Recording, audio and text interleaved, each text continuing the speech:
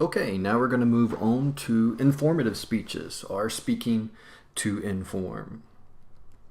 So when we think about informative speeches, we're defining informative speeches as speeches that are designed to share information with other people, to enhance someone's knowledge or someone's understanding of information, of concept, or of the ideas that we present them.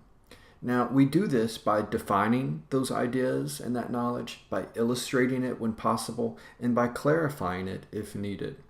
We also when we elaborate on topics in this way, you are essentially assuming the role of a teacher, right? Think back to the class and essentially what I've done in our lectures and assignments to this point. It's really been one long informative speech, right? Me sharing information with you as students of this class to enhance your knowledge, to deepen your understanding of the information and concept and ideas around public speaking, by defining definitions, by defining types, importance, illustrating the importance of communication, by clarifying questions, and by elaborating on topics. Hopefully, you have become more informed about public speaking to this point. Right? So that essentially is the basics of informative speeches, right? We are just sharing information with other people for those reasons. Now we're giving information that is interesting or useful. The goal of an informative speech is not to persuade someone. We are going to look at persuasion in the very last week of class. Persuasion is much more difficult. For this speech, for these types of speeches, we're simply presenting information. Now, it is important that that information is interesting or useful, because when we think about audience awareness, if the audience doesn't find the information interesting or useful, then they're not really going to listen to your speech or care what you have to say. So there are three major goals that are defined with informative speeches. And those three things are, the first is to speak in a way that enhances understanding, right? So when we are trying to enhance other people's knowledge or understanding of the topics that we're presenting, it's very important that we speak in that capacity, that we try to enhance someone else's understanding of a topic. If I'm going to give you an informative speech about the history of the United States of America, and you walk away from that speech with no greater understanding of the history of our country, then I really haven't accomplished the first major goal of informative speaking, which is that you must speak to enhance someone's understanding of the topic that you're talking about. The second is that you must speak to maintain interest, right? So you may have carefully selected words, you may have great examples, really good illustrations that your listeners understand, but if your listeners become bored, if they're not listening to the actual message that you have, then you're not going to achieve the second goal of maintaining interest. Right? So it's important that you understand the audience as well. We've talked about this in the sense of my student who was really smart in accounting and he really wanted to talk and give the speech about actuarial science, but he missed the key tenet here of importance of maintaining the interest of the audience, and he failed to do that. The third component here is, third major goal is that you speak to be remembered. Research in our textbook and other research would suggest that one day after a speech or hearing information, you're only likely to maintain about 50% of what you heard. 2 days later, likely 25%. A week later, most people will only remember very little things from a presentation that they saw. So it's really important that we keep people's interest, because that interest component is directly related to being remembered. I often tell students, people remember people, not concepts, not facts. And so strive to be a dynamic presenter. Work on stage presence, on dynamics, on building and maintaining interest, because think about presentations that you've sit in that you really enjoyed. When we think back about those opportunities, those speaking engagements, we are remembering the people more than we're remembering the content. So maintaining interest and speak to be remembered go hand in hand.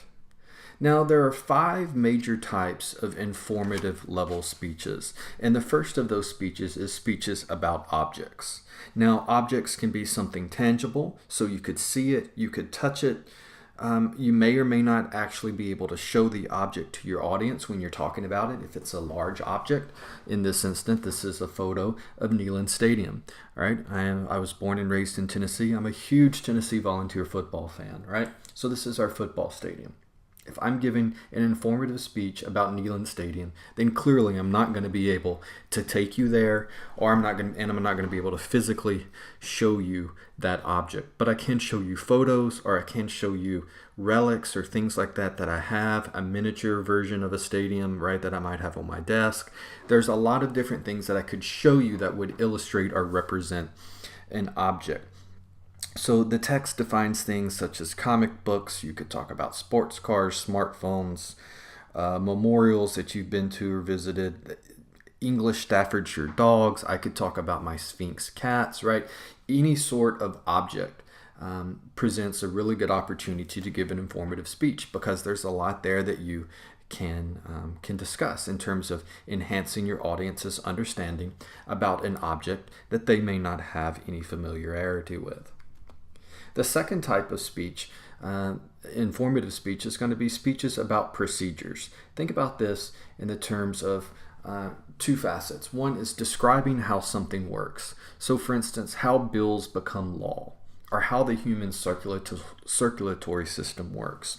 So those are things in which you are describing how something works for your audience. The second type of procedure speech would be one in which you describe a process that produces a particular outcome. So for instance, you may demonstrate to us how to plant a garden, or you may demonstrate to us how to make a cake or how to make a pie, right? So demonstration speeches are a lot of fun, and we're going to be doing a demonstration speech.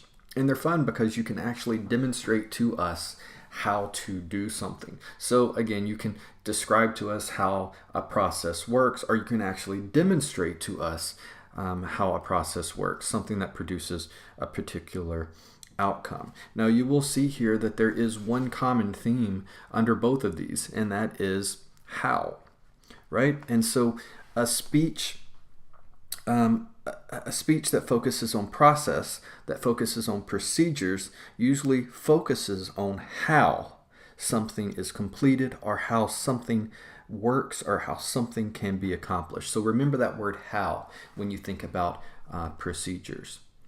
When we move on to the 4th type of informative speech, these are speeches about people. Now they can be speeches about someone famous or someone that you know personally, but there's a few key tenets here that will help us make those types of speeches more successful. You have to be selective. So because most speeches are going to have a time limit, you have to be selective in the material that you choose to present. You simply can't cover every detail of someone's life if you're giving a tribute speech, or if you're talking about someone that you know personally, or someone from history and their particular importance. So you have to be selective. You have to decide what information it is that you want to actually cover based off of your time. The second and the third items related to speeches about people is that you need to relate those elements so they build to a particular point.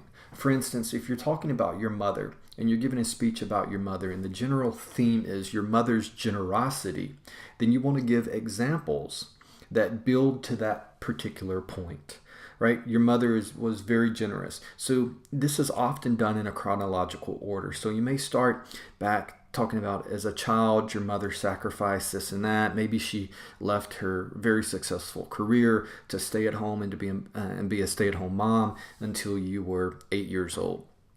Right? And then in high school, you give us another example of something that demonstrates your mother's generosity. And then you may end with something much more recent, demonstration, again, of your mother's generosity. So you relate these elements towards the particular underlying point that you're wanting to make. So if I were giving a tribute speech about my mother, specifically my mother's generosity, I would build those elements in chronological order so they tell a story. That's really what you're doing. You're telling, anytime we give a speech, we're telling a story.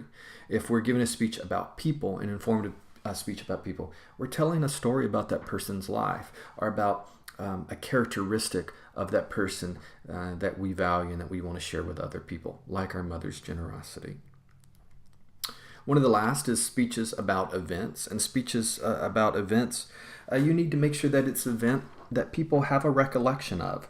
Otherwise, it's going to be hard for them to make that relation to it. So, for instance, in 2014, I was spending a year as a visiting assistant professor in upstate New York, in Rochester, New York. We received 170 inches of snow that winter. So everyone in the city has a lot of snow stories that they can talk about from the winter, the record snow of the winter of 2014. Now, I am just making this assumption, but I would imagine that none of you experienced 170 inches of snow in the winter of 2014. So if I'm giving you a speech about that event, you're likely not to connect to that information, and it's going to be much harder for me to give a successful speech because that event didn't mean anything to you, right? And so that's why a lot of times we hear speeches about major events. September 11th, right? So if you were old enough to remember September 11th, then everyone knew where they were on that day, right? That day meant something to people, and we all had stories around that, right? So if you're giving speeches about events, you need to make sure that the majority of your audience has an understanding of that event and that they're able to relate to that event, and that will help you make that event come alive as you present it. The last of the 5 types of informative speeches are going to be speeches about ideas. Now, these are usually more abstract than the other types of speeches that we've talked about. So, the following principles and concepts might be topics that you see in the area of speeches around ideas. Freedom of speech, evolution, theories about aging, positive psychology. When you think about those are ideas, those are concepts, are theories. I want you to think about this like the wind. How do you know the wind exists? What does the wind look like? Right? We can't see wind physically, but we can see the effects of wind on other things. So just like freedom of speech, what does freedom of speech look like? What does evolution look like? What do theories of aging? What does positive psychology look like? Those might not be topics that you can say, here's what this physically looks like, but you can talk about how those things affect other behaviors or actions, and you can show us what that looks like. For instance, you've all been out on a very windy day, and you know what it feels like to try to walk in the wind. You're trying to keep all of your stuff together. The wind's blowing on you. The higher the wind is blowing, the lower to the ground you have to be in order for it not to affect you. I've never personally walked in 120 mile per hour wind, but it looks to me from this illustration that essentially all you need to do is dab, and you will be okay if you find yourself in that scenario. Right? Here's a perfect example. We don't see the wind, but we see the effect of the wind blowing this poor dog's hair. We see the wind as it blows trees. We see the clouds move through the air, right? We see the grass blow. We see things blow across our yards and across the streets and things like that. That is the effect of wind. So when we talk about ideas, those are the types of things that we talk about. So in conclusion today, we've talked about informative speeches and how informative speeches are generally designed to enhance someone's knowledge about a particular topic. There's 5 types of informative speeches. There's speeches about objects, there's speeches about procedures, there's speeches about people, speeches about events, and speeches about ideas.